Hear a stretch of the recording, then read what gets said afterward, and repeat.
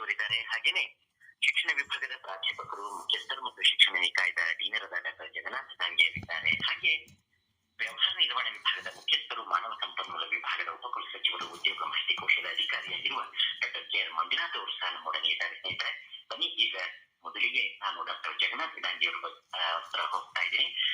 Sir ನಮಸ್ತೆ. ನಮಸ್ಕಾರ. ನಮಸ್ತೆ. ಇವತ್ತು ಏನು ನಾಳೆ ನಾವು ಅಂತಾರಾಷ್ಟ್ರೀಯ ಪ್ರಜಾಪ್ರಭುತ್ವ ದಿನವನ್ನ ಆಚರಣೆ ಮಾಡ್ತಾ ಇದ್ದೀವಿ. ಈ ಸಂದರ್ಭದಲ್ಲಿ ಬಹಳಷ್ಟು ಒಂದು ಸಡಗರ, ಒಂದು ಸಂಭ್ರಮ. ಏಕೆಂದ್ರೆ ಪ್ರಜಾಪ್ರಭುತ್ವ ಅಂತಂದ್ರೆ ಒಂದು ವಿಶಿಷ್ಟವಾದ ಒಂದು ವ್ಯವಸ್ಥೆ ಅಂತ ನಾನು ಭಾವಿಸಿದ್ದೀನಿ. ಸರ್, ಅಂತಾರಾಷ್ಟ್ರೀಯ ಪ್ರಜಾಪ್ರಭುತ್ವದ ದಿನಾಚರಣೆ ಮಹತ್ವವೇ ಅಂತ ನಮ್ಮ ಎಲ್ಲ ಕೇಳುಗರಿಗೆ ತಿಳಿಸ್ಕೊಡ್ತಾರೆ. ಕೇಳುಗರಿಗೆ ನಮಸ್ಕಾರ. ಎಲ್ಲರಿಗೂ ಅಂತಾರಾಷ್ಟ್ರೀಯ ಪ್ರಜಾಪ್ರಭುತ್ವ ದಿನಾಚರಣೆಯ ಶುಭಾಶಯಗಳು. ನಮ್ಮೆಲ್ಲರಿಗೂ ಗೊತ್ತಿರುವಂತಹ ಒಂದು ದೊಡ್ಡ ವ್ಯಾಖ್ಯಾನ ಅಂದ್ರೆ ಜನರಿಂದ ಜನರಿಗಾಗಿ ಜನರಿಗೋಸ್ಕರ ಇರುವಂತಹ ಸರ್ಕಾರವೇ ಪ್ರಜಾಪ್ರಭುತ್ವ ಅಂತ. ಆದರೆ ನಿಜವಾದ ಅರ್ಥದಲ್ಲಿ ಪ್ರಜಾಪ್ರಭುತ್ವವನ್ನ ನಾವು ಅರ್ಥೈಸ್ಕೊಳ್ಳೋದಾದ್ರೆ ಇದು ಬರೀ ಒಂದು ರಾಜಕೀಯ ವ್ಯವಸ್ಥೆ ಅಲ್ಲ, ಇದು ಸಾಮಾಜಿಕ ವ್ಯವಸ್ಥೆಯೂ ಕೂಡ ಹೌದು. ಇದು ಒಂದು ಆದರ್ಶ ಸಮಾಜದ ಪರಿಕಲ್ಪನೆ. ಹಾಗಿದ್ರೆ ಆದರ್ಶ ಸಮಾಜ ಅಂದ್ರೆ ಯಾವುದು? ಯಾವ ಸಮಾಜದಲ್ಲಿ ಸ್ವಾತಂತ್ರ್ಯತೆ ಇರುತ್ತೋ, ಸಮಾನತೆ ಇರುತ್ತೋ, ಭ್ರಾತೃತ್ವತೆ ಇರುತ್ತೋ ಅದು ನಿಜವಾಗ್ಲೂ ಆದರ್ಶವಾಗಿರ್ತಕ್ಕಂತಹ ಸಮಾಜ. ಹಾಗಿದ್ರೆ ಈ ಆದರ್ಶ ಸಮಾಜದ ಪರಿಕಲ್ಪನೆಯನ್ನ ನಾವು ಪ್ರಜಾಪ್ರಭುತ್ವದ ಅಡಿಯಲ್ಲಿ ನೋಡೋದಾದ್ರೆ ಯಾವ ಅಂಶಗಳನ್ನ ಒಳಗೊಂಡಿರಬೇಕು ಅಂತ ನಾವು ಹೇಳ್ತೀವಿ ಅಂದ್ರೆ, ಇಲ್ಲಿ ಸಂಘಟಿತ ಜೀವನ ಇರಬೇಕು. ಇದು ಸಂಘಟಿತ ಜೀವನದ ಮಾರ್ಗವೂ ಹೌದು. ಹಾಗಾಗಿ ಆ ಸಮಾಜದಲ್ಲಿ ಜೊತೆಗಾರ ವ್ಯಕ್ತಿಗಳಿಗೆ ಇರುವಂತಹ ಗೌರವ ಮತ್ತು ಮಾನ್ಯತೆ ನೀಡುವಂತಹ ಮನೋಧೋರಣೆಯನ್ನ ನಾವು ಪ್ರಜಾಪ್ರಭುತ್ವ ಸಮಾಜ ಅಂತ ಹೇಳ್ತೀವಿ. ಈ ಸಮಾಜದಲ್ಲಿ ಯಾವುದೇ ನಿರ್ಣಯಗಳನ್ನ ಕೈಗೊಳ್ಳೋದಾದ್ರೂ ಕೂಡ ಸರ್ವರಿಗೂ ಸಮಪಾಲು ಇರುವಂತಹ ಒಂದು ವ್ಯವಸ್ಥೆ. ಪ್ರಜಾಪ್ರಭುತ್ವವನ್ನ ಭಾರತೀಯರಾದಂಥ ನಾವು 1950 ನವೆಂಬರ್ 26ರಂದೇ ಯಾವಾಗ ನಾವು ಸ್ವಾತಂತ್ರ್ಯ ಬಂದ ಮೇಲೆ ಸಂವಿಧಾನವನ್ನ ಅರ್ಪಿಸಿಕೊಂಡ್ವೋ ಅವತ್ತಿಂದಲೇ ಭಾರತ ಪ್ರಜಾಪ್ರಭುತ್ವ ರಾಷ್ಟ್ರವಾಗಿ ಹೊರಹೊಮ್ಮಿತು. ಆ ದಿನನೇ ಸಂವಿಧಾನದ ಕರ್ತೃ ಡಾಕ್ಟರ್ ಬಾಬಾ ಸಾಹೇಬ್ ಅಂಬೇಡ್ಕರ್ ಅವರು ಹೇಳಿರುವಂತಹ ಮಾತು ಇವತ್ತು ನಾವು ಜ್ಞಾಪಿಸ್ಕೊಳ್ಬೇಕಾಗಿದೆ. ನಾವೆಲ್ಲರೂ ರಾಜಕೀಯವಾಗಿ ಸಮಾನತೆಯನ್ನು ಹೊಂದಿದ್ದೇವೆ, ಆದರೆ ಆರ್ಥಿಕವಾಗಿ ಮತ್ತು ಸಾಮಾಜಿಕವಾಗಿ ಇನ್ನೂ ಕೂಡ ಅಸಮಾನತೆಯನ್ನು ಹೊಂದಿದ್ದೇವೆ. ಎಲ್ಲಿವರೆಗೆ ರಾಜಕೀಯವಾಗಿ, ಆರ್ಥಿಕವಾಗಿ ಮತ್ತು ಸಾಮಾಜಿಕವಾಗಿ ನಾವು ಸಮಾನತೆಯನ್ನು ಹೊಂದಲ್ವೋ ಅಲ್ಲಿವರೆಗೆ ಈ ಪ್ರಜಾಪ್ರಭುತ್ವಕ್ಕೆ ಗೌರವ ಇರಲ್ಲ, ಈ ಪ್ರಜಾಪ್ರಭುತ್ವವನ್ನು ನಾವು ಸಾಧಿಸಕ್ಕಾಗಲ್ಲ ಅನ್ನುವಂತಹ ಮಾತನ್ನ ನಾವು ಇವತ್ತು ಜ್ಞಾಪಿಸ್ಕೊಳ್ಬೇಕಾಗಿದೆ. ಅದ್ರ ಜೊತೆಗೆ ಈ ಪ್ರಜಾಪ್ರಭುತ್ವದ ಸಮಾಜದಲ್ಲಿ ನಾವು ಬದುಕಬೇಕಾದ್ರೆ ಇಲ್ಲಿರುವಂತಹ ವಿಶೇಷತೆಗಳೇನು ಅಂದ್ರೆ, ಸಾಮೂಹಿಕ ಉದ್ದೇಶವನ್ನ ಹೊಂದಿರಬೇಕು, ಸಮಾಜ ಕಲ್ಯಾಣದ ಪರಿಕಲ್ಪನೆಯಲ್ಲಿ ನಾವು ಜೀವನವನ್ನ ನಡೆಸಬೇಕಾಗಿದೆ, ಪರಸ್ಪರ ಸಹಕಾರ, ಸಾರ್ವಜನಿಕ ಹಿತಕ್ಕೆ ನಿಷ್ಠೆ ಮತ್ತು ಅನುಕಂಪ ಆಧಾರಿತ ಸಮಾಜವನ್ನ ಕಟ್ಟಿದಾಗ ಮಾತ್ರ ನಾವು ಪ್ರಜಾಪ್ರಭುತ್ವವನ್ನ ಸಾಧಿಸಕ್ಕಾಗುತ್ತೆ. ನಾಳೆ ಅಂತಾರಾಷ್ಟ್ರೀಯ ಪ್ರಜಾಪ್ರಭುತ್ವದ ದಿನಾಚರಣೆಯ ಪ್ರಯುಕ್ತ ನಾವೆಲ್ಲರೂ ಇವತ್ತು ಅದರ ಬಗ್ಗೆ ಚರ್ಚೆ ಮಾಡ್ತಾ ಇದ್ದೇವೆ. ಇದಕ್ಕೆ ಕಾರಣೀಭೂತರಾಗಿರ್ತಕ್ಕಂತಹ ವಿಶ್ವಸಂಸ್ಥೆ 2007ರಲ್ಲಿ ಒಂದು ಸಾಮಾನ್ಯ ಸಭೆಯನ್ನ ಮಾಡಿ ಪ್ರತಿ ವರ್ಷ ಪ್ರಪಂಚದಾದ್ಯಂತ ಸೆಪ್ಟೆಂಬರ್ 15ರಂದು ಪ್ರಜಾಪ್ರಭುತ್ವದ ತತ್ವಗಳನ್ನ ಪ್ರಚಾರಗೊಳಿಸಬೇಕು ಮತ್ತು ಜನರಲ್ಲಿ ಅದರ ಅರಿವನ್ನ ಮೂಡಿಸಬೇಕು ಅನ್ನುವಂತಹ ಕಾರಣಕ್ಕಾಗಿ ವಿಶ್ವಸಂಸ್ಥೆ ಅಂತಾರಾಷ್ಟ್ರೀಯ ಪ್ರಜಾಪ್ರಭುತ್ವ ದಿನಾಚರಣೆಯನ್ನ ಆಚರಣೆ ಮಾಡೋದಕ್ಕೆ ಸಲಹೆಯನ್ನು ನೀಡಿದೆ. ಯಾಕೆ ಅಂದ್ರೆ ಪ್ರಜಾಪ್ರಭುತ್ವ ಅನ್ನುವಂಥದ್ದು ಒಂದು ಸಾರ್ವತ್ರಿಕ ಮೌಲ್ಯ. ಇಡೀ ಪ್ರಪಂಚದಲ್ಲಿ ಎಲ್ಲಾ ದೇಶಗಳು ಒಂದು ಇನ್ನೊಂದಕ್ಕೆ ಸಂಬಂಧವನ್ನ ಹೊಂದೋದ್ರ ಮುಖಾಂತರ ಸಹಬಾಳ್ವೆಯನ್ನ ಮಾಡಬೇಕು ಅನ್ನುವಂತಹ ಉದ್ದೇಶದೊಂದಿಗೆ ರಾಜಕೀಯವಾಗಿ, ಆರ್ಥಿಕವಾಗಿ, ಸಾಮಾಜಿಕವಾಗಿ ಎಲ್ಲಾ ರಂಗಗಳಲ್ಲಿ ಎಲ್ಲಾ ಜನ ಪೂರ್ಣವಾಗಿ ಭಾಗವಹಿಸಿ ಐಕ್ಯತೆಯನ್ನ ಮೂಡಿಸೋದ್ರ ಮುಖಾಂತರ, ಭಾಗವಹಿಸುವಿಕೆಯನ್ನು ಹೆಚ್ಚಿಸೋ ಮುಖಾಂತರ ಮತ್ತು ಪ್ರತಿಯೊಬ್ಬ ವ್ಯಕ್ತಿಗೂ ಕೂಡ ಮುಕ್ತವಾಗಿರ್ತಕ್ಕಂತಹ ವಾಕ್ ಸ್ವಾತಂತ್ರ್ಯವನ್ನ ನೀಡೋದ್ರ ಮುಖಾಂತರ ಈ ಪ್ರಜಾಪ್ರಭುತ್ವವನ್ನ ಸಾಧಿಸಬೇಕು ಅನ್ನುವಂತಹ ನಿಟ್ಟಿನಲ್ಲಿ ಪ್ರತಿ ವರ್ಷ ಆಚರಣೆಯ ಮುಖಾಂತರ ಇದನ್ನು ನಾವು ಮಾಡ್ತಾ ಇದ್ದೇವೆ. ವಿಶೇಷವಾಗಿ 2024ರ ಶೀರ್ಷಿಕೆ ಅಡಿ ಏನು ಅಂತಂದ್ರೆ, ಉತ್ತಮ ಆಡಳಿತದ ಸಾಧನವಾಗಿ ಕೃತಕ ಬುದ್ಧಿಮತ್ತೆ ಅಂತ. ಇಡೀ ಪ್ರಪಂಚ ಕೃತಕ ಬುದ್ಧಿಮತ್ತೆ ಅಡಿಯಲ್ಲಿ ನಾವೀಗ ಜೀವನವನ್ನ ಸಾಗಿಸ್ತಾ ಇದ್ದೀವಿ, ಜೀವನವನ್ನ ನಡೆಸ್ತಾ ಇದ್ದೀವಿ, ಎಲ್ಲಾ ರಂಗಗಳಲ್ಲಿ ಅದನ್ನು ಬಳಸ್ತಾ ಇದ್ದೀವಿ. ಅದರೊಂದಿಗೆ ಪ್ರಜಾಪ್ರಭುತ್ವವನ್ನ ಸಾಧಿಸೋದಕ್ಕೆ ಈ ಕೃತಕ ಬುದ್ಧಿಮತ್ತೆ ಅನ್ನುವಂಥದ್ದು ಹೆಚ್ಚಿನ ಜನರ ಭಾಗವಹಿಸುವಿಕೆಗೆ ಅನುಕೂಲ ಮಾಡಿಕೊಡ್ಬೇಕು, ಸಮಾನತೆಯನ್ನು ಉಂಟು ಮಾಡಬೇಕು, ಸುರಕ್ಷತೆಯ ಜೊತೆಗೆ ಮಾನವ ಅಭಿವೃದ್ಧಿಯನ್ನು ಕಂಡುಕೊಳ್ಳೋದಾದ್ರೆ ನಿಜವಾಗ್ಲೂ ನಾವು ಪ್ರಜಾಪ್ರಭುತ್ವವನ್ನು ಸಾಧಿಸ್ತೀವಿ ಮತ್ತು ಈ ಎಲ್ಲ ಪ್ರಜಾಪ್ರಭುತ್ವದ ಮೌಲ್ಯಗಳನ್ನು ಕೂಡ ನಾವು ಸಂರಕ್ಷಣೆ ಮಾಡಬೇಕು ಮತ್ತು ಉತ್ತೇಜಿಸಬೇಕು ಅನ್ನುವಂತಹ ಉದ್ದೇಶದಿಂದ 5 ಮುಖ್ಯ ಸಲಹೆಗಳನ್ನು ಅದು ನೀಡ್ತಾ ಇದೆ. ಮೊದಲನೇ ಸಲಹೆ, ಕೃತಕ ಬುದ್ಧಿಮತ್ತೆಯೊಂದಿಗೆ ಎಲ್ಲರನ್ನ ಒಳಗೊಳ್ಳುವಿಕೆಗೆ ಅವಕಾಶ ಮಾಡಿಕೊಡ್ಬೇಕು. ಜನಸಾಮಾನ್ಯರ ಆಸಕ್ತಿಗಳಿಗುಣವಾಗಿ ಈ ಕೃತಕ ಬುದ್ಧಿಮತ್ತೆ ಕೆಲಸ ಮಾಡಬೇಕು. ದತ್ತಾಂಶ ಆಡಳಿತದ ವಿಕೇಂದ್ರೀಕರಣವಾಗಬೇಕು. ಜಾಗತಿಕ ಜಾಲಗಳ ಸಾಧಿಸಬೇಕು. ಅದರೊಂದಿಗೆ ಅಂತಾರಾಷ್ಟ್ರೀಯ ನೀತಿಯೊಂದಿಗೆ ಇಡೀ ಪ್ರಪಂಚ ಕೆಲಸ ಮಾಡಬೇಕು ಅನ್ನುವಂತಹ ನಿಟ್ಟಿನಲ್ಲಿ ಈ ವರ್ಷದ ಆಚರಣೆಯನ್ನು ನಾವು ಮಾಡ್ತಾ ಇದ್ದೀವಿ. ಅದಕ್ಕೆ ಪ್ರಮುಖವಾಗಿರ್ತಕ್ಕಂತಹ ಒಂದು ದೊಡ್ಡ ಸಾಧನ ಅಂದರೆ ಶಿಕ್ಷಣ. ಪ್ರಜಾಪ್ರಭುತ್ವ ಮತ್ತು ಶಿಕ್ಷಣ ಒಂದಕ್ಕೊಂದು ಪೂರಕವಾಗಿರ್ತಕ್ಕಂತಹ ಸಂಬಂಧವನ್ನ ಹೊಂದಿದೆ ಅನ್ನುವಂತಹ ಮಾತನ್ನ ಒಬ್ಬ ದೊಡ್ಡ ಶಿಕ್ಷಣ ತಜ್ಞ ಜಾನ್ ಡಿಯೋರು ಹೇಳ್ತಾರೆ. ಶಿಕ್ಷಣ ಅನ್ನುವಂಥದ್ದು ಬರೀ ಜೀವನಕ್ಕೆ ತಯಾರಿ ಮಾಡುವಂಥದ್ದಲ್ಲ, ಅದು ಪ್ರಜಾಪ್ರಭುತ್ವದ ಜೀವನಕ್ಕೆ ನಿಜವಾಗಿರ್ತಕ್ಕಂತಹ ಅಡಿಪಾಯವನ್ನ ಉಂಟು ಮಾಡಬೇಕು. ಹಾಗೆ ಶಿಕ್ಷಣದ ಮೂಲಭೂತವಾಗಿರ್ತಕ್ಕಂತಹ ಪ್ರಕ್ರಿಯೆ ಏನು ಅಂತಂದ್ರೆ, ಪ್ರಜಾಪ್ರಭುತ್ವದ ಸಮಾಜಕ್ಕೆ ಅವಶ್ಯಕವಾಗಿರುವಂಥದ್ದನ್ನ ಶಾಲಾ ಕಾಲೇಜುಗಳಲ್ಲಿ ಕಲಿಸುವಂಥದ್ದಾಗಬೇಕು.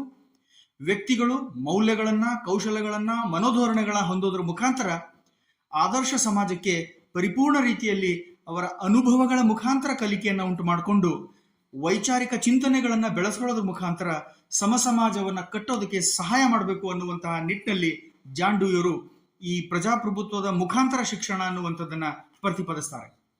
ಅದರ ಜೊತೆಗೆ ಪ್ರತಿಯೊಬ್ಬ ವಿದ್ಯಾರ್ಥಿಯೂ ಕೂಡ ಸಮಾಜದ ಜವಾಬ್ದಾರಿಯುತವಾಗಿ ವ್ಯಕ್ತಿಯಾಗಿ ಹೊರಹೊಮ್ಮೋದಕ್ಕೆ ಶಾಲಾ ಕಾಲೇಜುಗಳು ಮತ್ತು ವಿಶ್ವವಿದ್ಯಾಲಯಗಳು ಅವುಗಳು ಪಠ್ಯಕ್ರಮದಲ್ಲಿ ಮತ್ತು ಪಠ್ಯಕ್ರಮದ ಜೊತೆಗೆ ಇರುವಂತಹ ಕಾರ್ಯಕ್ರಮಗಳನ್ನು ಹಾಕಿಕೊಳ್ಳೋದ್ರ ಮುಖಾಂತರ ನಿಜವಾದ ನಾಯಕತ್ವವನ್ನು ಹೊರಹೊಮ್ಮಿಸೋದಕ್ಕೆ ಪ್ರಯತ್ನವನ್ನ ಮಾಡಬೇಕು ಮತ್ತು ವಿದ್ಯಾರ್ಥಿ ಕೇಂದ್ರಿತ ಶಿಕ್ಷಣವನ್ನು ನೀಡೋದ್ರ ಮುಖಾಂತರ ಆಸಕ್ತಿದಾಯಕವಾಗಿರ್ತಕ್ಕಂತಹ ಕಲಿಕೆಯನ್ನು ಉಂಟು ಮಾಡೋದ್ರ ಮುಖಾಂತರ ಪ್ರಜಾಪ್ರಭುತ್ವಕ್ಕೆ ನಾಂದಿಯನ್ನು ಹಾಡಬೇಕು ಅನ್ನುವಂಥದ್ದ ಸಲಹೆಯನ್ನು ಕೂಡ ಜಾನ್ ಡಿಯೋರ್ ನೀಡ್ತಾರೆ.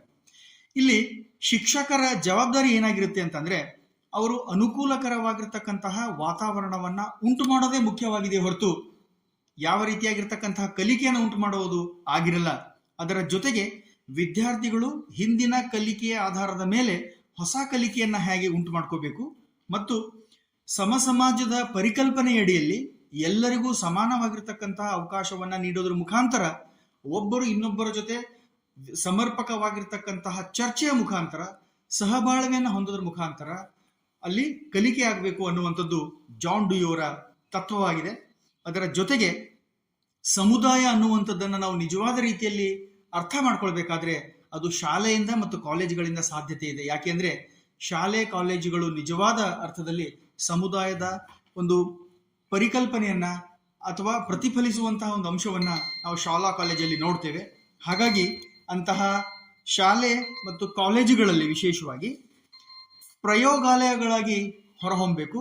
ಅಲ್ಲಿ ವಿಶೇಷವಾಗಿ ಸಾಮಾಜಿಕ ಕೌಶಲ್ಯಗಳನ್ನ ಕಲಿಸುವಂತಹ ಚಟುವಟಿಕೆಗಳು ನಡೀಬೇಕು ಮತ್ತು ಪ್ರತಿಯೊಬ್ಬ ವಿದ್ಯಾರ್ಥಿಗೂ ಕೂಡ ಸಮಾನವಾದ ಅವಕಾಶವನ್ನು ನೀಡೋದ್ರ ಮುಖಾಂತರ ಉಚಿತ ಮತ್ತು ಕಡ್ಡಾಯವಾಗಿರ್ತಕ್ಕಂಥ ಶಿಕ್ಷಣವನ್ನು ನೀಡೋದ್ರ ಮುಖಾಂತರ ಅದೆಲ್ಲದಕ್ಕಿಂತ ಹೆಚ್ಚಾಗಿ ನಾಯಕತ್ವದ ಗುಣವನ್ನು ಬೆಳೆಸೋದ್ರ ಮುಖಾಂತರ ನಾವು ಚಟುವಟಿಕೆಗಳನ್ನ ಹಾಕೊಂಡಿದ್ದೇ ಆಗಿದ್ರೆ ನಿಜವಾದ ಅರ್ಥದಲ್ಲಿ ನಾವು ಪ್ರಜಾಪ್ರಭುತ್ವವನ್ನು ಸಾಧಿಸೋದಕ್ಕೆ ಸಾಧ್ಯವಾಗುತ್ತೆ ಅನ್ನುವಂಥದ್ದನ್ನ ನಾವು ಇಂದಿನ ದಿನ ಅರ್ಥ ಮಾಡ್ಕೊಳ್ಬೇಕಾಗಿದೆ. ತುಂಬಾ ಅರ್ಥಪೂರ್ಣವಾದ ಮಾಹಿತಿಯನ್ನ ಹಂಚಿಕೊಂಡ್ರಿ. ನಿಜವಾಗ್ಲೂ ಈ ಶಿಕ್ಷಣ ವ್ಯವಸ್ಥೆಯಲ್ಲಿ ಪ್ರಜಾಪ್ರಭುತ್ವ ಇವತ್ತು ಬಹಳ ಮುಖ್ಯವಾಗಿ ಬೇಕಾಗಿದೆ. ಯಾಕೆಂದ್ರೆ ವಿದ್ಯಾರ್ಥಿಗಳನ್ನ ಒಂದು ರೀತಿಯಲ್ಲಿ ಇವತ್ತು ಒಬ್ಬ ನಾಯಕರಾಗಿ ತಯಾರು ಮಾಡಬೇಕಾಗಿದೆ. ಇವತ್ತಿನ ಸಂದರ್ಭದಲ್ಲಿ ಯಾವ ರೀತಿ ನಾವು ಈ ಪ್ರಜಾಪ್ರಭುತ್ವ ನಮ್ಮ ವಿದ್ಯಾರ್ಥಿಗಳು ಅರ್ಥ ಮಾಡ್ಕೊಳ್ತಾ ಇದ್ದಾರೆ, ಇದರ ಮೂಲ ಉದ್ದೇಶಗಳೇನು, ಇವೆಲ್ಲ ಅಂಶಗಳನ್ನ ನಮ್ಮ ವಿದ್ಯಾರ್ಥಿಗಳನ್ನ ಶಿಕ್ಷಕರು ತುಂಬಾ ಅರ್ಥಪೂರ್ಣವಾಗಿ ತರಗತಿಗಳಲ್ಲಿ ಅರ್ಥೈಸಬೇಕಾಗಿದೆ ಅನ್ನೋ ಮಾಹಿತಿಯನ್ನು ಮಾಡಿ ಹಂಚ್ಕೊಂಡ್ರಿ ಸರ್. ತಮಗೆ ಧನ್ಯವಾದಗಳು ಸರ್. ಆಕಾಶವಾಣಿ ಭದ್ರಾವತಿ ಕೇಂದ್ರದ ಪರವಾಗಿ ಧನ್ಯವಾದಗಳು. ಸ್ನೇಹಿತರೆ, ಈಗ ಮತ್ತೊಬ್ಬರು ವಿದ್ವಾಂಸರು ನಮ್ಮ ಜೊತೆಗಿದ್ದಾರೆ. ಅವರು ಕನ್ನಡ ಭಾರತೀಯ ಪ್ರಾಧ್ಯಾಪಕರು ಹಾಗೂ ಡಾಕ್ಟರ್ BR ಅಂಬೇಡ್ಕರ್ ಅಧ್ಯಯನ ಕೇಂದ್ರ ನಿರ್ದೇಶಕರಾದಂತಹ ಡಾಕ್ಟರ್ ನೆಲ್ಲಿಕಟ್ಟೆ ಸಿದ್ದೇಶ್ ಅವರು. ಸರ್ ನಮಸ್ತೆ ಸರ್. ಸರ್ ನಮಸ್ಕಾರ. ನಮಸ್ಕಾರ ಸರ್. ನಮಸ್ಕಾರ ಸರ್. ಸರ್, ಈ ನಮ್ಮ ಪ್ರಜಾಪ್ರಭುತ್ವ ವ್ಯವಸ್ಥೆ ಬಗ್ಗೆ ನಮ್ಮ ಕನ್ನಡ ಸಾಹಿತ್ಯದಲ್ಲಿ ಯಾವ ರೀತಿ ಆ ಮೌಲ್ಯಗಳನ್ನ ಅಭಿವ್ಯಕ್ತಿಸಿದೆ ಸರ್, ನಮ್ಮ ಕೇಳಿದ್ರೆ ಒಂದಷ್ಟು ತಿಳಿಸ್ಕೊಡ್ತೀರಾ ಸರ್? ಖಂಡಿತ ಖಂಡಿತ. ಒಂದು ನೋಡಿ ಬಸವರಾಜ್, ಪ್ರಜಾಪ್ರಭುತ್ವದ ಮೌಲ್ಯಗಳು ಕನ್ನಡ ಸಾಹಿತ್ಯದ ತಳಹದಿಯಾಗಿರುವುದನ್ನು ನಾವು ಕಾಣ್ಬೋದು. ಮಾನವೀಯ ಮೌಲ್ಯಗಳ ನಿಧಿಯಾದಂಥ ಪ್ರಜಾಪ್ರಭುತ್ವ ವ್ಯವಸ್ಥೆ ಮಾನವರೆಲ್ಲರೂ ಒಂದೇ ಎಂಬುದನ್ನು ಸಾರ್ತಾ ಇರುವಂಥದ್ದು, ಸರ್ವರೂ ಸಮಾನರು ಎಂಬ ಅರಿವನ್ನು ಪ್ರಜಾಪ್ರಭುತ್ವ ತಿಳಿಸುವಂಥದ್ದು. ವಿಶ್ವಸಂಸ್ಥೆಯು ಪ್ರಜಾಪ್ರಭುತ್ವ ವ್ಯವಸ್ಥೆಯನ್ನು ಅತ್ಯಂತ ಶ್ರೇಷ್ಠ ಮೌಲ್ಯ ಅಂತ ಪರಿಗಣಿಸಿದೆ. ಜನಸಾಮಾನ್ಯರು ಇವತ್ತು ಉಸಿರಾಡುತ್ತಿರುವುದು ಕೂಡ ಪ್ರಜಾಪ್ರಭುತ್ವದಿಂದ ಅನ್ನುವಂಥದ್ದು. ಡೆಮೋಸ್ ಮತ್ತು ಕ್ರಾಟೋಸ್ ಎಂಬ ಗ್ರೀಕ್ ಪದಗಳ ಸಂಯೋಜಿತ ರೂಪವೇ ಈ ಒಂದು ಡೆಮಾಕ್ರಸಿ ಅನ್ನುವಂಥದ್ದು. ಇದಕ್ಕೆ ಕನ್ನಡದಲ್ಲಿ ಸಮಾನಾರ್ಥಕ ಪದವಾಗಿ ನಾವು ಪ್ರಜಾಪ್ರಭುತ್ವ ಎಂಬ ಪದವನ್ನು ಬಳಸ್ತೀವಿ. ಡೆಮೋಸ್ ಎಂದರೆ ಸಾಮಾನ್ಯ ಜನರು, ಕ್ರಾಟೋಸ್ ಎಂದರೆ ಶಕ್ತಿ ಅನ್ನುವಂಥ ಅರ್ಥ. ಈ ಪ್ರಜಾಪ್ರಭುತ್ವ ಮೊದಲು ಈ ಗ್ರೀಕ್ ರಾಜಕೀಯ ಚಿಂತನೆಯಲ್ಲಿ ಕಾಣಿಸಿಕೊಳ್ಳುತ್ತೆ. ಕ್ರಿಸ್ತಪೂರ್ವ 508-507ರಲ್ಲಿ ಅಥೇನಿಯರು ಇದನ್ನು ಕಂಡುಹಿಡಿತಾರೆ. ಈ ಪ್ರಜಾಪ್ರಭುತ್ವದ ನೇತೃತ್ವವನ್ನು ಕ್ಲೈಸ್ಥೆನೆಸ್ ಎಂಬುವರು ವಹಿಸ್ತಾರೆ. ಹಾಗಾಗಿ ಅವರನ್ನು ಪ್ರಜಾಪ್ರಭುತ್ವದ ಪಿತಾಮಹ ಅಂತಲೂ ಕೂಡ ಕರೀತಾರೆ. ಈ ಪ್ರಜಾಪ್ರಭುತ್ವ ಸರ್ಕಾರದ ವ್ಯವಸ್ಥೆ ಪ್ರಜೆಗಳು ನೇರವಾಗಿ ಅಧಿಕಾರವನ್ನು ಚಲಾಯಿಸುವಂಥದ್ದಾಗಿರುವಂಥದ್ದು. ಪ್ರಜಾಪ್ರಭುತ್ವದಲ್ಲಿ ಅಧಿಕಾರವನ್ನು ಅನುವಂಶೀಯವಾಗಿ ಪಡೆಯಲಾಗುವುದಕ್ಕೆ ಸಾಧ್ಯ ಇಲ್ಲ. ಹಾಗಾಗಿ ಇಲ್ಲಿ ನಮ್ಮ ಕನ್ನಡ ಸಾಹಿತ್ಯ ಪ್ರಜಾಪ್ರಭುತ್ವ ಆಶಯಗಳನ್ನು ಹೇಗೆ ಅಭಿವ್ಯಕ್ತಿಸಿದೆ ಅಂತ ಇಡೀ ಕನ್ನಡ ಸಾಹಿತ್ಯವನ್ನು ಒಮ್ಮೆ ಅವಲೋಕನ ಮಾಡಿದರೆ, ಸಾಹಿತ್ಯ ಅಂದರೆ ಸಾವಿಲ್ಲದ್ದೇ ಸಾಹಿತ್ಯ ಅಂತ ಕರಿತೀವಿ. ಕನ್ನಡ ಸಾಹಿತ್ಯಕ್ಕೆ ಸುದೀರ್ಘವಾದ ಇತಿಹಾಸ ಮತ್ತು ಪರಂಪರೆ ಇದೆ. ನಾವು ಅಧ್ಯಯನದ ಅನುಕೂಲಕ್ಕಾಗಿ ಪ್ರಾಚೀನ ಕನ್ನಡ ಸಾಹಿತ್ಯ, ಮಧ್ಯಕಾಲೀನ ಕನ್ನಡ ಸಾಹಿತ್ಯ ಮತ್ತು ಆಧುನಿಕ ಕನ್ನಡ ಸಾಹಿತ್ಯ ಅಂತ ವಿಭಾಗ ಮಾಡ್ಕೊಳ್ತೀವಿ. ಇಡೀ ಕನ್ನಡ ಸಾಹಿತ್ಯ ಮಾನವೀಯತೆಯ ನೆಲೆಯಲ್ಲಿ ರೂಪುಗೊಂಡಿರುವಂಥದ್ದು ಅಂತ. ನಿರಂಕುಶ ಪ್ರಭುಗಳ ಆಳ್ವಿಕೆಯ ಕಾಲದಲ್ಲೂ ಕೂಡ ರಚನೆಯಾದ ಕನ್ನಡ ಸಾಹಿತ್ಯದಲ್ಲಿ ಪ್ರಜಾಪ್ರಭುತ್ವದ ಮೌಲ್ಯಗಳು ನೆಲೆಯನ್ನು ಪಡೆದಿರುವುದನ್ನು ನಮ್ಮ ಕನ್ನಡ ಸಾಹಿತ್ಯದಲ್ಲಿ ನೋಡಬಹುದು. ಮಾನವ ಕುಲಂ ತಾನೊಂದೇ ಒಲಂ ಎಂದು ಹೇಳುವ ಮಾನವ ಕುಲಂ ತಾನೊಂದೇ ಒಲಂ ಎಂದು ಹೇಳುವಂಥ ಆದಿ ಮಹಾಕವಿ ಪಂಪ ಕ್ರಿಸ್ತಶಕ 9ನೇ ಶತಮಾನದಲ್ಲೇ ಮಾನವರೆಲ್ಲರೂ ಒಂದೇ ಎಂದು ಸಾರ್ತಾನೆ. ಅಂತೆಯೇ ಪಂಪ ಭಾರತ ಆದಿಪುರಾಣ ಕಾವ್ಯಗಳನ್ನು ರಚಿಸ್ತಾನೆ. ಅತೀಂದ್ರಿಯ ಸುಖಮೇ ನಿಜ ಸುಖಂ ಎಂದು ಹೇಳುವಂಥ ಪಂಪ ಮಹಾಕವಿ ಆಧ್ಯಾತ್ಮದ ಮಹತ್ತನ್ನ ಪ್ರತಿ ಪ್ರಜೆಯು ಬಾಳಬೇಕಾದ ರೀತಿ ನೀತಿಗಳ ನಿಧಿಯನ್ನ ನೀಡ್ತಾನೆ. ರತ್ನಾತ್ರಯರಲ್ಲಿ ಒಬ್ಬನಾದಂಥ ಜನ್ನಕವಿ ತನ್ನ ಯಶೋಧರ ಚರಿತೆ ಕಾವ್ಯದಲ್ಲಿ ನಿರ್ಮಲ ಧರ್ಮದಿಂದ ಪಾಲಿಸಿದರೆಯಂ ಎಂದು ಹೇಳುವ ಮೂಲಕ ನಮ್ಮನ್ನು ಆಳುವಂಥವರು ಹೇಗಿರಬೇಕೆಂದು ಮಾರ್ಗದರ್ಶನ ಮಾಡ್ತಾರೆ. ಆಗ ಇಲ್ಲಿ ಒಡ್ಡರಾಧನೆಯ ಕೃತಿಯಲ್ಲಿ ಒಡ್ಡರಾಧನಕಾರ ಕಾರ್ತಿಕ ಋಷಿಯ ಕಥೆಯಲ್ಲಿ ಪ್ರಜೆಗಳು ಸರಿಯಾಗಿ ಪೋಷಿಸುವಂಥ ಹೊಣೆಗಾರಿಕೆ ರಾಜನದು ಅನ್ನುವಂಥ ತಿಳಿಸುವಂಥದ್ದು, ಮತ್ತು ರಾಜರಿಗೆ ಆಳುವಂಥವರಿಗೆ ಸಾಹಿತಿಗಳು, ಚಿಂತಕರು, ಸುಧಾರಕರು ಹೇಗೆ ತಮ್ಮ ಮಾರ್ಗದರ್ಶನ ಮಾಡಬೇಕೆಂಬ ಚಿಂತನ ಮಂಥನ ಒಡ್ಡರಾಧನ ಕೃತಿಯ ಆ ಕಾರ್ತಿಕ ಋಷಿಯ ಕಥೆಯಲ್ಲಿ ಅಳವಟ್ಟಿರುವಂಥದ್ದನ್ನು ನಾವು ಕಾಣ್ತೀವಿ. ಕನ್ನಡ ಚರಿತ್ರೆಯಲ್ಲಿ ಸುವರ್ಣ ಅಕ್ಷರಗಳಲ್ಲಿ ಬರೆದಿಡುವಂಥ ಕಾಲ ಅಂದರೆ 12ನೇ ಶತಮಾನ. ಆ ಕಾಲಘಟ್ಟದ ಶರಣೆಯರು ಪ್ರಜಾಪ್ರಭುತ್ವದ ಮೌಲ್ಯಗಳನ್ನು ಎತ್ತಿಡಿದಿರುವಂಥವ್ರು. ಹಾಗಾಗಿ ಅಲ್ಲಿನ ಅನುಭವ ಮಂಟಪ ಪ್ರಜಾಪ್ರಭುತ್ವದ ಮೂಲ ತಳಾದಿಯಲ್ಲಿ ರೂಪಿತವಾಗಿರುವಂಥದ್ದು. ಇವನಾರವ ಇವ ನಮ್ಮವ ಎನ್ನಿರು ಅನ್ನುವಂಥ ಬಸವಣ್ಣನವರ ವಚನ ಆಗಿರ್ಬೋದು. ಮಲೆಮುಡಿ ಬಂದರೆ ಹೆಣ್ಣೆಂಬರು, ಗಡ್ಡ ಮೀಸೆ ಬಂದರೆ ಗಂಡೆಂಬರು, ನಡುವೆ ಸುಳಿವ ಆತ್ಮ ಹೆಣ್ಣು ಅಲ್ಲ ಗಂಡು ಅಲ್ಲ ಎಂಬ ದೇವರ ದಾಸಿಮಯ್ಯನವರ ವಚನ ಆಗಿರ್ಬೋದು. ಇವೆಲ್ಲವುಗಳು ನಮ್ಮಗಳ ನಡೆನುಡಿಗಳು ಹೇಗಿರಬೇಕನ್ನುವಂಥ ತಿಳಿಸುವಂಥ ಚಿಂತನ ಮಂಥನಗಳಾಗಿರುವುದನ್ನು ನಾವು ಕಾಣ್ತೀವಿ. ಇದು ಪ್ರಜಾಪ್ರಭುತ್ವದ ಮೌಲ್ಯಗಳು ಅನಾವರಣಗೊಳಿಸಿರುವಂಥ ಶರಣ ಸಾಹಿತ್ಯವನ್ನು ನಾವು ಕಾಣ್ತೀವಿ. ಮಾನವೀಯ ಮೌಲ್ಯಗಳ ಗಣಿಯಾಗಿರುವಂಥ ಪ್ರಜಾಪ್ರಭುತ್ವದ ಗುರಿ ಉದ್ದೇಶಗಳು ಕನ್ನಡ ಸಾಹಿತ್ಯದ ಉದ್ದಕ್ಕೂ ಪ್ರವಹಿಸಿಕೊಂಡು ಬಂದಿರುವುದನ್ನು ಕಾಣ್ತೀವಿ. ಪ್ರಾಚೀನ ಕವಿಗಳಾದಂಥ ಪಂಪ, ಪೊನ್ನ, ರನ್ನ, ಜನ್ನ, ರಾಘವಾಂಕ, ಹರಿಹರ, ಚಾಮರಸ ಮೊದಲಾದ ಕವಿಗಳ ಚಿಂತನೆಗಳು ಪ್ರತಿ ವ್ಯಕ್ತಿಯ ಘನತೆಯನ್ನ ಎತ್ತಿ ಹಿಡಿಯುತ್ತವೆ. ಸತ್ಯವೆಂಬುದೇ ಹರನು, ಅರನೆಂಬುದೇ ಸತ್ಯ ಎಂದು ಪ್ರತಿಪಾದಿಸುವಂಥ ರಾಘವಾಂಕ ಸತ್ಯದ ಮೌಲ್ಯವನ್ನ ತಿಳಿಸ್ತಾ ಹೋಗ್ತಾರೆ. ಹಾಗಾಗಿ ಮಾನವ ಜನ್ಮ ಬಹುದೊಡ್ಡದು, ಇದನ್ನು ಹಾಳು ಮಾಡಿಕೊಳ್ಳಬೇಡಿರಿ ಎಂಬ ಪುರಂದರದಾಸರ ವಾಣಿಯಾಗಿರ್ಬೋದು. ಕುಲವೆಂದು ಒಡೆದಾಡುವಿರೇಕೆ, ಕುಲದ ನೆಲೆ ಏನಾದರೂ ಬಲ್ಲಿರ ಎಂಬಂತ ಕೀರ್ತನೆ. ಡಿಂಬದೊಳಗೆ ಒಂದು ಪ್ರಾಣ ಕಂಬಸೂತ್ರ ಬೊಂಬೆಯಂತೆ, ಎಂದಿಗಾದರೂ ಒಂದು ದಿನ ಸಾವು ತಪ್ಪದು. ಹುಟ್ಟುತೇನು ತರಲಿಲ್ಲ, ಸಾಯಿತೇನು ಒಯ್ಯಲಿಲ್ಲ, ಸುಟ್ಟು ಸುಣ್ಣದರಳು ಆಗಿ ಹೋಯಿತಿ ದೇಹ ಅನ್ನುವಂಥ ಕನಕದಾಸರ ಕೀರ್ತನೆಗಳು ಪ್ರಜೆಗಳ ಬದುಕಿನ ರೀತಿ ನೀತಿಗೆ ನಿರ್ದೇಶನ ಕೊಡ್ತವೆ, ಮಾರ್ಗದರ್ಶನ ಮಾಡ್ತವೆ. ಸರ್ವಧರ್ಮದ ಸಮನ್ವಯತೆಯನ್ನು ಪ್ರತಿಪಾದಿಸುವಂಥ, ಅದರಲ್ಲೂ ಆಧುನಿಕ ಕನ್ನಡ ಸಾಹಿತ್ಯವಂತೂ ಬಹು ಪ್ರಕಾರಗಳಲ್ಲಿ ಬಹುತ್ವವನ್ನ ಎತ್ತಿರುವುದಿರುವುದನ್ನು ನಾವು ಕಾಣ್ತೀವಿ. ನೈತಿಕ ಮೌಲ್ಯಗಳಿಲ್ಲದೆ ಜೀವಿಸುವುದು ಮಾನವನಿಗೆ ಶೋಭೆಯಲ್ಲ ಎಂಬುದನ್ನು ಕನ್ನಡ ಸಾಹಿತ್ಯ ಪ್ರತಿಪಾದಿಸಿದೆ. ಪ್ರಜಾಕೇಂದ್ರಿತ ನೆಲೆಯಲ್ಲಿ ಮಾನವೀಯ ಮನಸ್ಸುಗಳನ್ನು ಬೆಳೆಸಬೇಕು. ಹೃದಯದ ವೈಶಾಲ್ಯ, ಔದಾರ್ಯದ ಸ್ನೇಹಶೀಲತೆ, ಪ್ರೀತಿ, ಅನುಕಂಪಗಳು ಮನಸ್ಸನ್ನು ಅಲಂಕರಿಸಬೇಕು ಎಂಬಂಥ ವಿಚಾರಗಳನ್ನು ಕನ್ನಡ ಸಾಹಿತ್ಯ ಪ್ರತಿಪಾದಿಸುತ್ತೆ. ಮಾನವೀಯತೆ ಮೆರೆದ ಅರಸುಗಳ ಕಾರ್ಯ ನಮ್ಮೆಲ್ಲರ ಬಾಳಿಗೆ ಆದರ್ಶವಾಗಬೇಕೆಂಬುದನ್ನೂ ಕೂಡ ತಿಳಿಸುವಂತ ಕನ್ನಡ ಸಾಹಿತ್ಯ ಪ್ರತಿ ವ್ಯಕ್ತಿಯು ಮಾನವೀಕರಣದ ಸಂಚಾಲಕನಾಗಬೇಕೆಂಬ ಆಶಯವನ್ನು ಪ್ರತಿಪಾದಿಸುತ್ತೆ. ಭೂಮಿಯ ಮೇಲೆ ವಾಸಿಸುವ ಪ್ರತಿ ಪ್ರಾಣಿಯು ಕೂಡ ಸಮಾನ. ಭೇದ ಭಾವ, ಮೇಲು ಕೀಳು, ದ್ವೇಷ, ಪ್ರೀತಿ ಮೊದಲಾದ ವಿರೋಧ ಪ್ರಕ್ರಿಯೆಗಳಿಗೆ ಅವಕಾಶ ನೀಡದೆ ಇರುವುದೇ ಸಮಾನತೆ. ಇಂಥ ತತ್ವವನ್ನು ಪ್ರತಿಪಾದಿಸುವಂಥ ಕೆಲಸವನ್ನು ಕನ್ನಡ ಸಾಹಿತ್ಯ ಮಾಡಿದೆ. ವೈಜ್ಞಾನಿಕ ಜಗತ್ತು ಇವತ್ತು ವಿಶಾಲಗೊಳ್ಳುತ್ತಿರುವಂಥ ಈ ಸಂದರ್ಭದಲ್ಲಿ ಪರಿಸರ ಮತ್ತು ಮಾನವನ ಬದುಕು ಹಿಮ್ಮುಖವಾಗಿ ಸಂಚರಿಸುತ್ತಿರುವುದನ್ನು ಕೂಡ ಆಧುನಿಕ ಕನ್ನಡ ಸಾಹಿತ್ಯ ಪ್ರತಿಪಾದಿಸುತ್ತಿದೆ. ವಚನಕಾರರು ಅವ್ರು ಹೇಳ್ತಾರೆ, ಕಾಗೆ ಒಂದು ಅಗಳು ಕಂಡರೆ ಕೂಗಿ ಕರೆಯುವುದು ತನ್ನ ಬಳಗವನ್ನನ್ನುವಂಥ ವಚನವಾಣಿಯಲ್ಲಿ ಕಾಗೆ ಮತ್ತು ಪ್ರಾಣಿ ಪಕ್ಷಿಗಳು ಹೇಗೆ ಒಗ್ಗೂಡಿ ಬಾಳ್ತವೆ, ಹಾಗೇ ನಾವು ಕೂಡ ಒಗ್ಗೂಡಿ ಮಾನವರೆಲ್ಲರೂ ಒಂದೇ ಎಂಬ ತತ್ವದಡಿಯಲ್ಲಿ ಬಾಳಬೇಕು, ಬೆಳಕಾಗಬೇಕು ಅನ್ನುವಂಥ ವಿಚಾರಧಾರೆಯನ್ನ ಕನ್ನಡ ಸಾಹಿತ್ಯ ಪ್ರತಿಪಾದಿಸಿದೆ. ಮಾನವ ಜೀವನದಲ್ಲಿ ಎದುರಾಗುತ್ತಿರುವ ಅವನ ಮಾನವೀಯತೆಯನ್ನ ಎತ್ತಿಡಿಯುವಂತ ಕೆಲಸವನ್ನು ಮಾಡಿದೆ. ರಾಷ್ಟ್ರಕವಿ, ಯುಗದ ಕವಿ, ಜಗದ ಕವಿ ಕುವೆಂಪುರವರಂತೂ ಅವರ ಇಡೀ ಕನ್ನಡ ಸಾಹಿತ್ಯ, ಅವರ ಕುವೆಂಪು ಸಾಹಿತ್ಯ ರಚನೆಯಲ್ಲಿ ಅವರು ಮಾನವೀಯತೆಯನ್ನು ಪ್ರತಿಪಾದಿಸಿರುವಂಥದ್ದು, ಅವರು ಕೊಟ್ಟಿರುವಂಥ ಪಂಚ ತತ್ವಗಳನ್ನ ನಾವು ಗಮನಿಸಿದ್ರೆ ಸಾಕು. ಮನುಜಮತ, ವಿಶ್ವಪಥ, ಸರ್ವೋದಯ, ಸಮನ್ವಯ ಮತ್ತು ಪೂರ್ಣ ದೃಷ್ಟಿ ಎಂಬ ಈ ಪಂಚಮಂತ್ರಗಳು ಏನು ಕುವೆಂಪುರವರು ನೀಡಿರುವಂಥ ಪಂಚಮಂತ್ರಗಳದವು ಅವು ಪ್ರಜಾಪ್ರಭುತ್ವದ ಆಶಯಗಳಾಗಿರುವಂಥದ್ದನ್ನು ಕಾಣ್ತೀವಿ. ಕುವೆಂಪುರವರ ಶ್ರೀರಾಮಣಂ ದರ್ಶನಂ ಕಾವ್ಯ ಆ ರಾಮಂ ದಿಟಂ ಆ ರಾವಣಂ ಎನ್ನುವುದರ ಮೂಲಕ ರಾಮ ಬೇರೆಯಲ್ಲ, ರಾವಣ ಬೇರೆಯಲ್ಲ, ರಾವಣತ್ವದಿಂದ ರಾಮತ್ವಕ್ಕೆ ಇರಬೇಕನ್ನುವಂಥ ಸದಾಶಯವನ್ನು ಪ್ರತಿಪಾದಿಸುವುದನ್ನು ನಾವು ಕಾಣ್ತೀವಿ. ಹಾಗಾಗಿ ಅವರ ಕುವೆಂಪುರವರ ರಾಮಾಯಣ ದರ್ಶನ ಕಾವ್ಯದಲ್ಲೇ ಪಾಪಿಗೂ ಉದ್ಧಾರಮಿಹುದು ಸೃಷ್ಟಿಯ ಮಹದ್ಯುವ ರಚನೆಯಲ್ಲಿ ಅಂತ ಹೇಳ್ತಾರೆ. ಪಾಪಿಯೂ ಕೂಡ ಉದ್ಧಾರ ಆಗಲಿಕ್ಕೆ ಸಾಧ್ಯತೆ ಇದೆ, ಅದು ಯಾವಾಗ ಪಶ್ಚಾತ್ತಾಪ ಪಟ್ಟಾಗ ಅಂತ. ಹಾಗಾಗಿ ಇಲ್ಲಿ ಪ್ರಜಾಪ್ರಭುತ್ವದ ಮೌಲ್ಯವೇ ಪ್ರತಿಯೊಬ್ಬರೊಳಗೂ ಕೂಡ ಸಮಾನತೆಯನ್ನ ಕಾಣುವಂಥದ್ದಾಗಿದೆ ಅನ್ನುವಂಥದ್ದು. ಹಾಗಾಗಿ ಇಲ್ಲಿ ಪ್ರತಿ ನಮ್ಮ ಸಾಹಿತ್ಯ, ಅದಕ್ಕೆ ಕುವೆಂಪುರವರು ಒಂದು ಕಡೆ ಅವರ ಒಂದು ಕವಿತೆಯಲ್ಲಿ ಹೇಳ್ತಾರೆ, ಕಾಲಿಲ್ಲದ ಅಶ್ವ ಗೂನಾದರೇನು, ನಾನಿಲ್ಲದ ಈ ವಿಶ್ವ ಏನಾದರೇನು.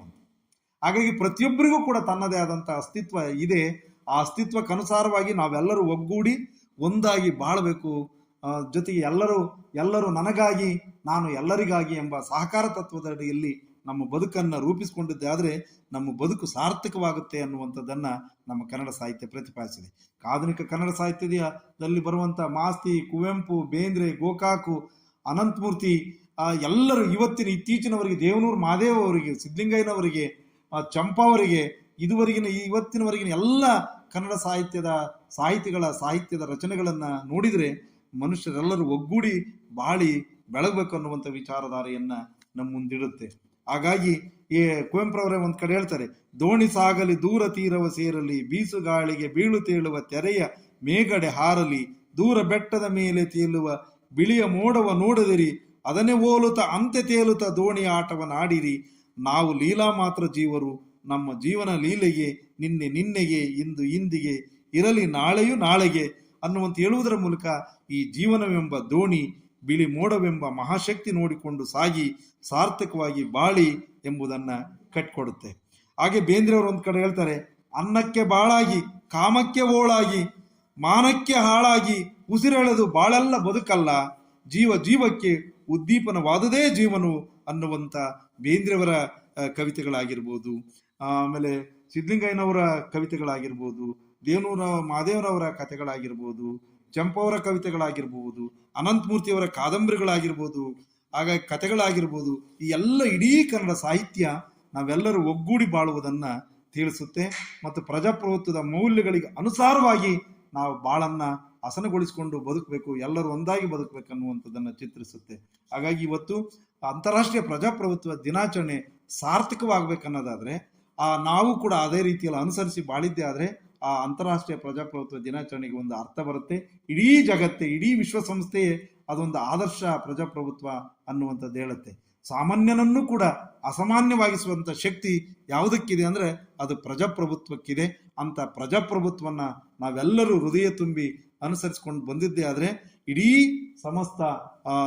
ಸಮಸ್ತ ಸಮಾಜವು ಸಮೃದ್ಧಿಯಿಂದ, ಸಾಮರಸ್ಯದಿಂದ ಬಾಳಿ ಬೆಳಗಲಿಕ್ಕೆ ಸಾಧ್ಯವಾಗುತ್ತೆ ಅನ್ನುವುದನ್ನು ಪ್ರಜಾಪ್ರಭುತ್ವದ ಮೌಲ್ಯಗಳಿಗೆ ಅನುಸಾರವಾಗಿ ರೂಪಿತವಾಗಿರುವಂಥ ಕನ್ನಡ ಸಾಹಿತ್ಯದ ಅಧ್ಯಯನ ನಮ್ಮೆಲ್ಲರೊಳಗೆ ಒಂದು ಅದ್ಭುತವಾದಂಥ ಅದಮ್ಯ ಚೈತನ್ಯವನ್ನ, ಸಮಾನತೆಯ ತತ್ವವನ್ನು, ಸಹೋದರತೆಯನ್ನ, ಇವೆಲ್ಲವುಗಳ ಸಮಾನತೆಯನ್ನು ಪ್ರತಿಪಾದಿಸುವಂಥದ್ದು ಅಂತ ನಾನು ಹೇಳಲಿಕ್ಕೆ ಇಚ್ಛೆಪಡ್ತೀನಿ. ಬಸವರಾಜ್ ಅವರೇ, ಖಂಡಿತ ನಿಜವಾಗ್ಲೂ ನಮ್ಮ ಕನ್ನಡ ಸಾಹಿತ್ಯ ಪರಂಪರೆಯು ಅದು ಉಗಮದಿಂದ ಏನು ಈಗಿನವರೆಗೂ ಸಹ ಮಾನವೀಯ ಮೌಲ್ಯಗಳು ಮತ್ತು ಸಮಾನತೆ ತತ್ವವನ್ನೇ ಪಸರಿಸಿದೆ ಅಂತಲೇ ನಾವು ಅಧ್ಯಯನದಲ್ಲಿ ತಿಳ್ಕೋಬಹುದಾಗಿದೆ ಸರ್. ಒಂದ್ ಕಡೆ ಪಂಪ ಹೇಳ್ತಾನೆ, ಓಲೈಸಿ ಬಾಳುವುದು ಇಲಾರಿನಾಥ ಬಲು ಕಷ್ಟಮಂ ಅಂತ ಹೇಳ್ತಾನೆ.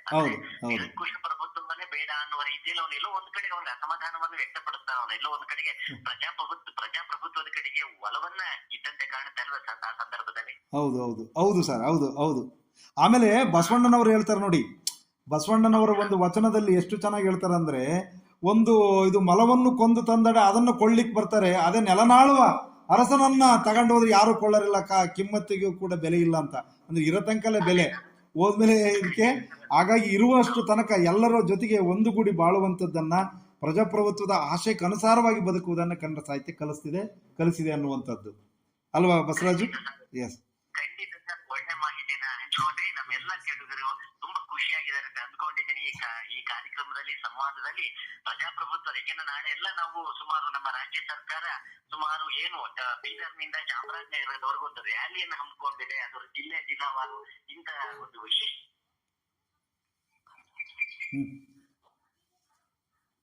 ವಿಶಿಷ್ಟವಾದ ಒಂದು ವೈಶಿಷ್ಟ್ಯತೆಯನ್ನ ಸಾರಿದರು. ನಿಜವಾಗ್ಲೂ ಭಾರಿ ಖುಷಿ ಆಗ್ತದೆ ಸರ್. ಧನ್ಯವಾದಗಳು ಸರ್ ಭಾಗವಹಿಸಿದ್ದಕ್ಕೆ. ಧನ್ಯವಾದಗಳು. ಧನ್ಯವಾದ. ಬಸವರಾಜ್ ಮಂಜುನಾಥ್ ಆದರ್ ಇಲ್ಲೇ ನಮ್ಮ ಮತ್ತೊಬ್ಬರು ಜೊತೆಗಿದ್ದಾರೆ. ಇವರು ವ್ಯವಸ್ಥೆ ನಿರ್ವಹಣೆ ವಿಭಾಗದ ಮಾನವ ಸಂಪನ್ಮೂಲ ವಿಭಾಗದ ಸಚಿವರು, ಉದ್ಯೋಗ ಮಾಹಿತಿ ಕೋಶದ ಅಧಿಕಾರಿಯಾಗಿರುವ ಡಾಕ್ಟರ್ ಕೆ.ಆರ್. ಮಂಜುನಾಥ್ ಅವರು. ಸರ್, ಕಾರ್ಯಕ್ರಮಕ್ಕೆ ಸ್ವಾಗತ. ನಮಸ್ಕಾರ. ಎಲ್ಲರಿಗೂ ನಮಸ್ಕಾರ, ಎಲ್ಲರಿಗೂ ಶುಭ ಮುಂಜಾನೆ. ಜಾಗತಿಕ ವಲಯದಲ್ಲಿ ರಸಾಯನಶಾಸ್ತ್ರ ವಿಭಾಗದ ಮುಖ್ಯಸ್ಥರಾಗಿದ್ದೀರಿ. ಈ ಸಂದರ್ಭದಲ್ಲಿ ನಾವೆಲ್ಲವೂ ಜಾಗತಿಕ ಸಂದರ್ಭದಲ್ಲಿ ಈ ಪ್ರಜಾಪ್ರಭುತ್ವದ ಮಹತ್ವವೇನು ಸರ್? ಏಕೆಂದ್ರೆ ಈಗ ಬದಲಾವಣೆ ಕಾಲಘಟ್ಟದಲ್ಲಿ ಇದೀಗ ನಾವೀಗ ಈ ಸುಸಂದರ್ಭದಲ್ಲಿ ಈ ಪ್ರಜಾಪ್ರಭುತ್ವದ ಒಂದು ಮಹತ್ವ ಏನನ್ನುತ್ತೆ ಸರ್ ನಿಮ್ಮ ಒಂದು ವಲಯದ? ಯಾವುದೇ ಒಂದು ದೇಶ ಉದಯೋನ್ಮುಖ ಬೆಳವಣಿಗೆ ಸಾಕ್ಷೀಕರಿಸಿಕೊಳ್ಳಲು ಸಾಂವಿಧಾನಿಕ ಚೌಕಟ್ಟಿನಲ್ಲಿ ಸೃಜಿಸುವ ಪ್ರಜಾಪ್ರಭುತ್ವದ ಮೌಲ್ಯಗಳು ಪ್ರಮುಖ ಪಾತ್ರ ವಹಿಸುತ್ತದೆ. ಸ್ವತಂತ್ರ ಭಾರತದ ಸಾಧನೆಗಳಲ್ಲಿ ಅದರ ಪ್ರಜಾಪ್ರಭುತ್ವದ ಪ್ರಮುಖ ಪಾತ್ರ ವಹಿಸಿದೆ. ತನ್ನ ಪ್ರಜಾಪ್ರಭುತ್ವದ ಮೂಲಕ ತನ್ನ ಪ್ರಜೆಗಳನ್ನು ಸಬಲೀಕರಣಗೊಳಿಸಿರುವ ಹಿನ್ನೆಲೆಯಲ್ಲಿ ದೇಶೀಯ ಹಾಗೂ ಜಾಗತಿಕ ಮಟ್ಟದಲ್ಲಿ ಭಾರತ ವಿಜ್ಞಾನ, ತಂತ್ರಜ್ಞಾನ, ಶಿಕ್ಷಣ, ಮೂಲಭೂತ ಸೌಕರ್ಯಗಳ ಅಭಿವೃದ್ಧಿಯಲ್ಲಿ ಸಾಧಿಸುವಲ್ಲಿ ಯಶಸ್ವಿಯಾಗಿದೆ. ಸಮಕಾಲೀನ ಭಾರತ ಇಂದು ಸಂದಿಗ್ಧ ಸ್ಥಿತಿಗೆ ಬಂದು ತಲುಪಿದೆ. ಯುವ ಜನತೆ ಪ್ರಚಲಿತ ವಿದ್ಯಮಾನಗಳಲ್ಲಿನ ಸತ್ಯ ಹಾಗೂ ಅಸತ್ಯದ ನಡುವೆ ತಾರತಮ್ಯ ಮಾಡುವ ಅವಶ್ಯಕತೆ ಇದೆ. ಸತ್ಯ ಹಾಗೂ ತಾರ್ಕಿಕ ಆಧಾರದ ಮೇಲೆ ತಮ್ಮ ನಿಲುವು ತಾಳುವ ಅವಶ್ಯಕತೆ ಬಹಳ ಮುಖ್ಯವಾಗಿದೆ. ಇದಕ್ಕೆ ಪ್ರಜಾಸತ್ತೆ, ವಿದ್ಯಾವಂತ ಹಾಗೂ ತಿಳುವಳಿಕೆಯುಳ್ಳ ಸಮಾಜ ಸೃಜಿಸುವಲ್ಲಿ ಸಕ್ರಿಯವಾಗಬೇಕಾಗಿದೆ. ಟಾಲ್ಸ್ಟಾಯ್ ತನ್ನ ಮಾತಿನಲ್ಲಿ ಪ್ರಜಾಸತ್ತೆಯ ಬಗ್ಗೆ ವಿವರಿಸುತ್ತಾ, ಒಂದು ಶ್ರೇಷ್ಠ ಪ್ರಜಾಪ್ರಭುತ್ವ ವ್ಯವಸ್ಥೆ ತನ್ನ ಪ್ರಜಾಪ್ರಭುತ್ವವನ್ನು ಸಕ್ಷಮಗೊಳಿಸಿದರೆ ಓರ್ವ ಸಾಮಾನ್ಯ ಪ್ರಜೆಯೂ ಸಹ ಐತಿಹಾಸಿಕ ಘಟನೆಗಳನ್ನು ಸೃಷ್ಟಿಸಬಲ್ಲ ಎಂದು ಹೇಳಿದ್ದಾರೆ. ಇದರಿಂದ ಪ್ರಜಾಪ್ರಭುತ್ವ ಸೃಜಿಸುವ ಸಕ್ಷಮ, ಸದೃಢ ಕಾನೂನಿನ ವ್ಯವಸ್ಥೆ ಓರ್ವ ಸಾಮಾನ್ಯ ವ್ಯಕ್ತಿಯನ್ನು ಸಬಲಗೊಳಿಸಿ ಅವನು ಒಂದು ಉತ್ತಮ ಶ್ರೇಷ್ಠ ರಾಷ್ಟ್ರ ನಿರ್ಮಾಣದಲ್ಲಿ ಪಾಲುದಾರನಾಗಬಲ್ಲ ಎಂದು ತಿಳಿಸುತ್ತದೆ. ಪ್ರತಿಯೊಬ್ಬ ವ್ಯಕ್ತಿಯು ನೈತಿಕ ಸಮಗ್ರತಾ ಮನೋಭಾವ, ಮೌಲ್ಯಾಧಾರಿತ ಜೀವನ ಶೈಲಿ ಅಳವಡಿಸಿಕೊಂಡು ನೈತಿಕ ದಿಕ್ಸೂಚಿಯನ್ನ ರೂಪಿಸಿಕೊಂಡಲ್ಲಿ ಸಾಮಾಜಿಕ ಸಮತೋಲನ ಹಾಗೂ ಸಾರ್ವತ್ರಿಕ ನ್ಯಾಯ ಒದಗಿಸಿ ರಾಷ್ಟ್ರದ ಸರ್ವತೋನ್ಮುಖ ಬೆಳವಣಿಗೆ ಸಾಧಿಸುವಲ್ಲಿ ಕಾರಣೀಭೂತನಾಗುತ್ತಾನೆ. ಇದಕ್ಕೆ ಪೂರಕವಾಗಿ ಭಾರತದ ಪ್ರಜಾಪ್ರಭುತ್ವ ತನ್ನ ಮೂಲ ಮೌಲ್ಯಗಳಾಗಿ ಸ್ವಾತಂತ್ರ್ಯ, ಮಾನವ ಹಕ್ಕುಗಳಿಗೆ ಗೌರವ ಮತ್ತು ಸರ್ವರಿಗೆ ಸಬಲೀಕರಣ ಎಂದು ಪ್ರತಿಪಾದಿಸುತ್ತದೆ. ಭಾರತ ತನ್ನ ಮೂಲ ಧ್ಯೇಯೋದ್ದೇಶವಾದ ಸಮಗ್ರ ಅಭಿವೃದ್ಧಿ ಸಾಧಿಸಬೇಕಾದರೆ ಪ್ರಜಾಪ್ರಭುತ್ವದ ಎಲ್ಲಾ ಮೌಲ್ಯಗಳನ್ನ ಸಕ್ಷಮವಾಗಿ ಅನುಷ್ಠಾನಗೊಳಿಸುವ ಅವಶ್ಯಕತೆ ತುಂಬಾ ಇದೆ. ಆಲ್ಬರ್ಟ್ ಐನ್ಸ್ಟೀನ್ ಪ್ರತಿಪಾದಿಸುವಂತೆ ಯಾವುದೇ ಒಂದು ರಾಷ್ಟ್ರ ಪ್ರಜಾಪ್ರಭುತ್ವದ ಮೌಲ್ಯಗಳಾದ ವೈಯಕ್ತಿಕ ಸ್ವಾತಂತ್ರ್ಯ, ಪ್ರಾಮುಖ್ಯತೆ, ಸಾಮಾಜಿಕ ಯೋಗಕ್ಷೇಮವನ್ನ ಖಚಿತಪಡಿಸಿಕೊಳ್ಳುವಲ್ಲಿ ಕಟಿಬದ್ಧವಾಗಬೇಕಾಗಿದೆ. ಇದರಿಂದ ಒಂದು ಆರ್ಥಿಕ ವ್ಯವಸ್ಥೆಯಲ್ಲಿ ಅಧಿಕಾರ ಮತ್ತು ಸಂಪತ್ತಿನ ಕೇಂದ್ರೀಕರಣವನ್ನ ತಡೆಗಟ್ಟಿ ತನ್ನ ಪ್ರಜೆಗಳು ಆರ್ಥಿಕ ನ್ಯಾಯವನ್ನು ಸಾಧಿಸಲು, ಸಾಮಾಜಿಕ ನ್ಯಾಯ ಉತ್ತೇಜಿಸಲು ಅವಶ್ಯವಿರುವ ಪೂರಕ ವಾತಾವರಣವನ್ನ ಸೃಷ್ಟಿಸುವಲ್ಲಿ ಯಶಸ್ವಿಯಾಗಬಹುದು. ಮುಂದುವರಿದು ಬೌದ್ಧ ಗುರು ಪ್ರತಿಪಾದಿಸುವಂತೆ ಯಾವುದೇ ಒಂದು ಸಮಾಜ ಸಬಲವಾಗಿ ರೂಪುಗೊಳ್ಳಬೇಕಾದರೆ ಮಾನವನ ಮೂಲಭೂತ ಸಮಾನತೆಯನ್ನ ಗುರುತಿಸಿ ಆ ರಾಷ್ಟ್ರ ಪ್ರತಿಯೊಬ್ಬರಿಗೂ ಉತ್ತಮ ಜೀವನ, ಸ್ವಾತಂತ್ರ್ಯ ಮತ್ತು ಸಂತೋಷದ ಹಕ್ಕನ್ನ ಒದಗಿಸುವಲ್ಲಿ ಬೇಕಾಗಿದೆ ಎಂದು ತಿಳಿಸುತ್ತಾರೆ. ಈ ಹಿನ್ನೆಲೆಯಲ್ಲಿ ನವ ಭಾರತ ತನ್ನ ಪ್ರಜಾಪ್ರಭುತ್ವದ ಮೂಲಕ ತನ್ನ ಸಮಾಜದಲ್ಲಿ ಸ್ವಾತಂತ್ರ್ಯ, ಸಾಮಾಜಿಕ ನ್ಯಾಯ, ಸಮಾನತೆಯನ್ನ ಖಾತ್ರಿಪಡಿಸಿಕೊಂಡಲ್ಲಿ ಒಂದು ಉತ್ತಮ ಆರ್ಥಿಕ ವ್ಯವಸ್ಥೆ ಸ್ಥಾಪಿಸಿಕೊಳ್ಳುವಲ್ಲಿ ಯಶಸ್ವಿಯಾಗಬಹುದು. ಆಗ ನಾವು ಏನು 2026 ಅಂತಾರಾಷ್ಟ್ರೀಯ ಪ್ರಜಾಪ್ರಭುತ್ವದ ದಿನಾಚರಣೆ ಮಾಡ್ತಾ ಇದ್ದೀವಿ, ಇದಕ್ಕೆ ನಿಜವಾದ ಅರ್ಥ ಕಲ್ಪಿಸಿದಂತಾಗುತ್ತದೆ. ಖಂಡಿತ ಸರ್, ಒಳ್ಳೆ ಮಾಹಿತಿಯನ್ನ ಹಂಚಿಕೊಂಡ್ರಿ. ನಿಜವಾಗ್ಲೂ ಈ ಜಾಗತಿಕ ವಲಯದಲ್ಲಿ ಪ್ರಜಾಪ್ರಭುತ್ವ ಅನ್ನೋದು ಬಹಳ ಮುಖ್ಯವಾಗ್ತಾ ಇದೆ. ಯಾಕೆಂದ್ರೆ ಈ ಪ್ರಜಾಪ್ರಭುತ್ವದ ಹಿನ್ನೆಲೆ ಮತ್ತು ವಿವಿಧ ಕ್ಷೇತ್ರದಲ್ಲಿ ಅದ್ರ ತನ್ನದೇ ಆದ ಪಾತ್ರವನ್ನು ವಹಿಸಿದೆ ಸರ್. ಖಂಡಿತ ಸರ್, ಈ ಇಂದಿನ ಈ ಏನು ನಾಳೆ ಅಂತಾರಾಷ್ಟ್ರೀಯ ಪ್ರಜಾಪ್ರಭುತ್ವ ದಿನಾಚರಣೆ ನಿಮಿತ್ತ ನೇರ ಸಂವಾದ ಕಾರ್ಯಕ್ರಮದಲ್ಲಿ ನಮ್ಮ ಅನೇಕ ವಿದ್ವಾಂಸರು ಭಾಗವಹಿಸಿದ್ರು. ಅವರಿಗೆಲ್ಲರಿಗೂ ಆಕಾಶವಾಣಿ ಭದ್ರಾವತಿ ಕೇಂದ್ರದ ಪರವಾಗಿ ಧನ್ಯವಾದಗಳು ಹೇಳೋಣ. ಕುವೆಂಪು ವಿಶ್ವವಿದ್ಯಾಲಯದ ಕನ್ನಡ ಭಾರತಿ ಪ್ರಾಧ್ಯಾಪಕರು ಹಾಗೂ ಡಾಕ್ಟರ್ ಬಿ ಆರ್ ಅಂಬೇಡ್ಕರ್ ಅಧ್ಯಯನ ಕೇಂದ್ರ ನಿರ್ದೇಶಕರಾದ ಡಾಕ್ಟರ್ ನೆಲ್ಲಿಕಟ್ಟೆ ಸಿದ್ದೇಶ್ ಅವರಿಗೂ ಸಹ, ಶಿಕ್ಷಣ ವಿಭಾಗದ ಪ್ರಾಧ್ಯಾಪಕರು, ಮುಖ್ಯಸ್ಥರು ಮತ್ತು ಶಿಕ್ಷಣ ನಿಕಾಯದ ಡೀನರಾದ ಡಾಕ್ಟರ್ ಜಗನ್ನಾಥ್ ಗಾಂಗಿ ಅವರು ಹಾಗೂ ವ್ಯವಹಾರ ನಿರ್ವಹಣಾ ಮುಖ್ಯಸ್ಥರು, ಮಾನವ ಸಂಪನ್ಮೂಲ ವಿಭಾಗದ ಉಪಕುಲ ಸಚಿವರು, ಉದ್ಯೋಗ ಮಾಹಿತಿ ಕೋಶದ ಅಧಿಕಾರಿಯಾಗಿರುವ ಡಾಕ್ಟರ್ ಕೆ ಆರ್ ಮಂಜುನಾಥ್ ಅವರಿಗೂ ಸಹ, ಈ ಮೂವರವರೆಗೂ ಸಹ, ತ್ರಿಮೂರ್ತಿಗಳು ಸಹ ಒಳ್ಳೆ ಮಾಹಿತಿಗಳನ್ನು ನಮ್ಮೊಡನೆ ಹಂಚಿಕೊಂಡಿದ್ದಾರೆ. ವಿವಿಧ ಕ್ಷೇತ್ರದಲ್ಲಿ ಸಾಹಿತ್ಯ ಇರ್ಬೋದು, ಜಾಗತಿಕ ವಲಯ ಇರ್ಬೋದು, ಹಾಗೆ ಶೈಕ್ಷಣಿಕ ವಲಯದಲ್ಲೂ ಸಹ ಈ ಪ್ರಜಾಪ್ರಭುತ್ವದ ಮಹತ್ವವೇನು, ಅದರ ಅವಶ್ಯಕತೆ ಎಷ್ಟಿದೆ ಅಂತ ಹೇಳಿ ನಮ್ಮೆಲ್ಲ ಕೇಳಿಗರಿಗೆ ತಿಳಿಸ್ಕೊಟ್ಟಿದ್ದಾರೆ. ಇವರಿಗೆ ನಮ್ಮ ಆಕಾಶವಾಣಿ ಭದ್ರಾವತಿ ಕೇಂದ್ರದ ಪರವಾಗಿ ಅನಂತ ವಂದನೆಗಳು ಸರ್. 3 ಜನರಿಗೂ ಸಹ ವಂದನೆಗಳು ಸರ್. ಧನ್ಯವಾದಗಳು. ಧನ್ಯವಾದಗಳು. ಧನ್ಯವಾದಗಳು. ಧನ್ಯವಾದಗಳು.